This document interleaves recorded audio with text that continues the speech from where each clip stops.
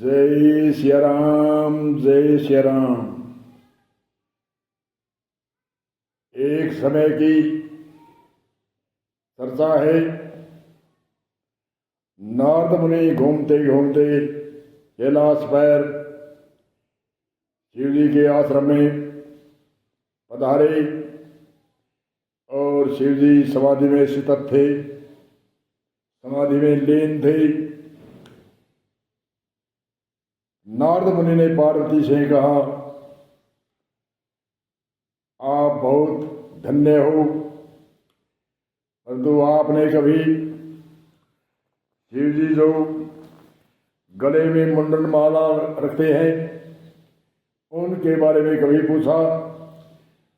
पार्वती ने कहा, मैंने तो नहीं पूछा। तो क्या है अब पूछना। और शिव जी अमर कथा सुनाते हैं और शिव जी अनेक जीवों का उद्धार कर गई। शिव का अर्थ होता है कल्याण, कल्याण करते हैं अनेक जीवों के। आपने कोई कल्याण के बारे में कोई शिव जी से कोई प्रार्थना करी? पार्वती ने कहा, मैंने तो कभी नहीं कहा और मैं इस बात को पर ध्यान भी नहीं दिया कि मैं कल्याण के लिए शिव जी से प्रार्थना करूं। नारद जी चले गए। जब समाधि खुली शिव जी की और सेवा बंदगी करके पार्वती ने हाथ जोड़ के नमन प्रणाम किया और कहा, आपके गले में मुंडन माला। शिव जी ने कहा, मेरा कभी जन्म नहीं हुआ है, मैं तो आदि अनादि शिव शक्ति और जितनी भी मेरी शादियां हुई उनकी गले में मुंडन माला है। उनका कल्याण किया। पार्वती ने नमन प्रार्थना करी कि मेरा भी कल्याण। आप अनेक जीवों को अमर कथा सुना के अमर करते हैं, हमें भी अमर कथा सुनाओ और मेरा भी कल्याण करो। शिव जी कहते हैं, हे पार्वती, कल्याण होने के पहले तो मैं सूत्र बताता हूं, उन सूत्रों को सुनो। शिव जी की गुरु गीता का श्लोक है। शिव जी की गुरु गीता के दो ऐसे श्लोक यति जो हर धार्मिक स्थापना में वह बोलते हैं। यज्ञ हवन में वह दो यतियां श्लोक प्रार्थना करते हैं। शिव जी की गुरु गीता के श्लोक से प्रार्थना करते हैं और प्रार्थना का ये वो श्लोक यति है। तो पार्वती जी को शिव जी ने कहा, प्रथम मैं तुझे कई सूत्र बताता हूं और उन सूत्र सुनकर और फिर तुझे अमर कथा सुनाऊंगा। तो शिव जी बताते हैं सूत्र क्या है। ये सूत्र यज्ञ होम में बोले जाते हैं, धार्मिक स्थापना में बोले जाते हैं, कोई भी आयोजन कथा स्थापना हो वहां बोलते हैं, और शादी फेरा होते हैं उनमें भी ये श्लोक यति बोलते हैं।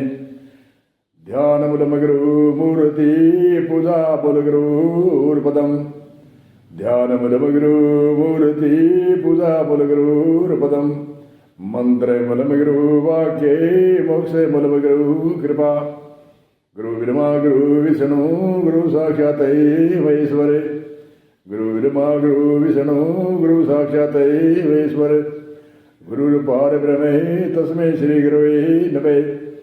अखंड मंडलाकार व्यापक येन चराचरं तद्दर्शिने तस्मै श्री गुरुवे नमो। ये श्लोक की यति पार्वती जी को कहा और उनको थोड़ा समझाया। ध्यान का मूल केंद्र के है जो सर्वे दैविक शक्तियों का एक ध्यान करने से सारा ध्यान समावेश होता है। ध्यान मूलम गुरु मूर्ति, ध्यान का मूल केंद्र है गुरु की मूर्ति। गुरु मूर्ति का ध्यान किया तो जितने भी दैविक शक्तियां, परमात्मा की जितनी भी दैविक शक्ति है और परमात्मा सहित सबको का ध्यान का एक केंद्र है गुरु मूर्ति। ध्यान मूलम गुरु मूर्ति। पूजा पूजा अनेक तरह से पूजा है, 5 प्रकार से पूजा करते हैं, 5 प्रकार की सामग्री लेकर पूजा करते हैं। 10 प्रकार की सामग्री से 16 प्रकार की, 32 प्रकार की और 64 प्रकार की आदि आदि अनेक तरह से पूजा की पद्धति है। अनेक दैविक शक्तियों की, अनेक पंचकाव्य आदि से लेकर के 64 प्रकार की सामग्री के द्वारा पूजन किया जाता है दैविक शक्तियों का। तो पूजा का मूल केंद्र क्या है? पूजा मूल गुरु पदम। पदम यानी चरण। चरण पैरों को भी कहते हैं, चरण शब्दों को कहते हैं, पर तो यहां चरण ऊपर से जो ध्यान का,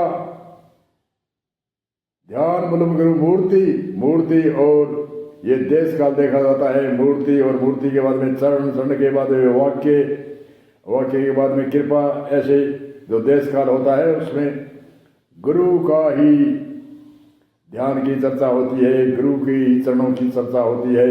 ये यहाँ शब्दों की नहीं। जैसे संदव नाम घोड़े को कहते हैं, संदव नाम नमक को भी कहते हैं। राजा जब भोजन करता है उस समय संदव की भाषा बोलता है तो नौकर उनको संदव यानी नमक लाकर देते हैं। और जब राजा सभा में जाकर संदव की भाषा बोलता है तो उनको घोड़ा सजा कर लाकर देते हैं। इसलिए देश काल देखा जाता है। तो यहाँ देश काल की गति से गुरु मूर्ति से लेकर के चरण और चरण से वाक्य और शब्द और कृपा, इसलिए ये देश काल है। ये पैरों को चरण कहते हैं, इसलिए कहते हैं पूजा मूल गुरु पदम। मंत्र मूल गुरु वाक्य। मंत्र का मूल केंद्र के है और पूजा का मूल केंद्र के है। पूजा गुरु की चरणों की पूजा हुई तो सभी 64 प्रकार की सामग्री सामूहिक हो गई। और मंत्र अनेक तरह के दैविक शक्तियों के मंत्र है। कर्मकांड के अंदर आदि वेदों के अंदर 1 लाख मंत्र है, जिनमें 80,000 कर्मकांड के है, 16,000 उपासनाओं के है और 4,000 ज्ञान कांड के। ऐसे अनेक तरह की दैविक शक्तियों के मंत्र है। मंत्र मूल गुरु वाक्य। मोक्ष मूल गुरु कृपा। मोक्ष होई या नहीं होई, गुरु की कृपा है तो मोक्ष हो गई, ये निश्चय है। मोक्ष मुक्ति 4 प्रकार की मुक्ति, सालोक, समीप, स्वरूप और संयोजक। मोक्ष मोह का क्षय, मोह की निवृत्ति। गुरु की कृपा है तो मोह की निवृत्ति व मोक्ष मुक्ति हो गई, ये निश्चय है। एक संत की और भी यति है। सतगुरु सब कहा मूल है, जिन्हें नवाया सब निवे, दाल भात फल फूल देवादि के गुरु आसरे। सतगुरु सबका मूल है। मूल यानी पेड़, जैसे कोई बड़े दरख्त का पेड़ होता है वो मूल होता है, ऐसे सतगुरु सबका मूल है, जिन्हें नवाया सब निवे, डाल पात फल फूल देवादि के गुरु आसरे। सभी देवादि गुरु के आश्रय हैं। तो ये पार्वती को ये ऐसा उपदेश दिया। और दूसरा गुरु ब्रह्मा गुरु विष्णु गुरु साक्षात महेश्वर। गुरु ब्रह्मा के समान है। ब्रह्मा जैसे उत्पत्ति करता है, उत्पत्ति शक्ति का नाम ही ब्रह्मा है, ऐसे ही शिष्य के भक्ति की उत्पत्ति करता है गुरु ब्रह्मा गुरु विष्णु। विष्णु तो संसार को परमात्मा की शक्ति, विष्णु का अर्थ होता है पालन पोषण करना।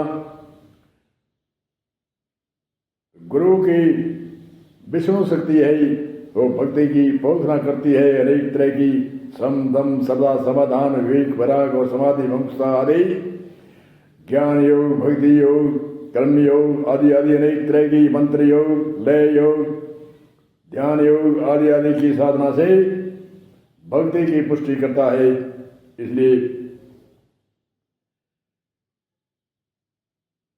विष्णु है रुद्र, गुरु ब्रह्मा गुरु विष्णु गुरु महेश्वर। महेश्वर जो दुष्टों का संहार करता है, काम क्रोध लोभ मोह मत्सर आदि का अनेक तरह की जो क्लेश आदि है व्याधियां उनका संहार करता है, वह महेश्वर है। अखंड मंडलाकार प्रमा गुरु अखंड है, मंडल सारे संसार में व्यापक है। अखंड मंडलाकार व्यापक ये चराचर यानी कोई ऐसी व्यापक है, चराचर सब जगह है, कोई ऐसी जगह खाली नहीं है जहां परमात्मा व्यापक न हो। घन रूप है, एक सुई की नोक टिके इतनी भी जगह खाली नहीं है जहां परमात्मा व्यापक न हो। इन सूत्रों का उपदेश करते हुए शिव जी ने पार्वती को कहा, ये हृदय में धारण करो और मैं आगे आपको अमर कथा सुनाता हूं। उसे अमर हो जाता है, बार बार जन्म मृत्यु से भयभीत मुक्त हो जाता है, मोक्षवान होता है। वह ऐसी अमर कथा सुनाऊंगा जो अमर हो जाता है। बोलो जय श्री राम, जय श्री महादेव शंकर की जय हो, शिव जी की जय हो, कल्याणकारी हो। जय